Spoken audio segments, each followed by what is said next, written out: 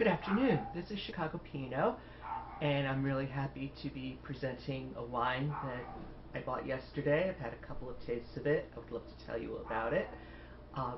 It's been a while since I've done one of these. I'm a little nervous. I had a few new subscribers to my blog and my video reviews over the past couple of weeks, so that kind of inspired me to get started up on doing these again. So I want to give a couple of shout outs to a couple of Twitter followers. There's Meg at meg.email and Classy Career. Her real name is Anna. I just prefer calling them Meg and Anna. But her Classy Career is Anna's handle on Twitter. My handle on Twitter is DemiLove, so I hope you check me out there. And the blog, in case you've forgotten, and believe me, I've almost forgotten myself, is chicagopinot.wordpress.com. And so I've got a wine today from Portugal, from the Tejo region. Have not had this before. Quinta do Alqueve. And this is from a grape I had never heard of called Fernao Pires, or Pires. So if anyone wants to correct me on the pronunciation, please be my guest. Please send me an email. Actually a real person, a pharmacist and diplomat in the long history of Portugal going back to the 1600s.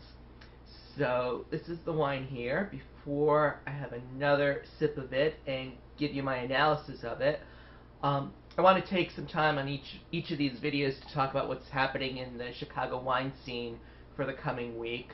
This is not a big week. This is the week ending April 7th, 2012, started baseball season.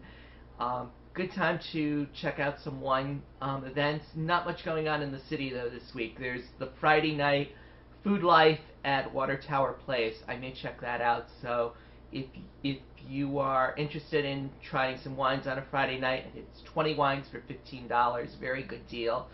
So check that out because you'll probably see me there checking out Food Life. It's just expanded a couple months ago. I'm really interested to see what they've done with it. So this wine, I'm going to show you our tasting sheet here. This is what we use in my tasting class on Monday. So I've made a few notes here. And I'll give you some of the highlights. It's very clean wine, no faults, really intense nose, which apparently is very common to the grape, a very floral, spicy nose. The fruits I'm getting on this include pear and lemon and honeydew, and most of those were confirmed on the palate as well. So I'm going to take another taste.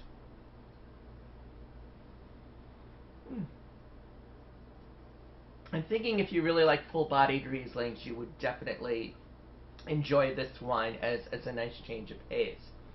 There's also a little bit of sand and chalk on here that I'm getting definitely in the palate. It has a little bit of that kind of salinity to it, which I generally like.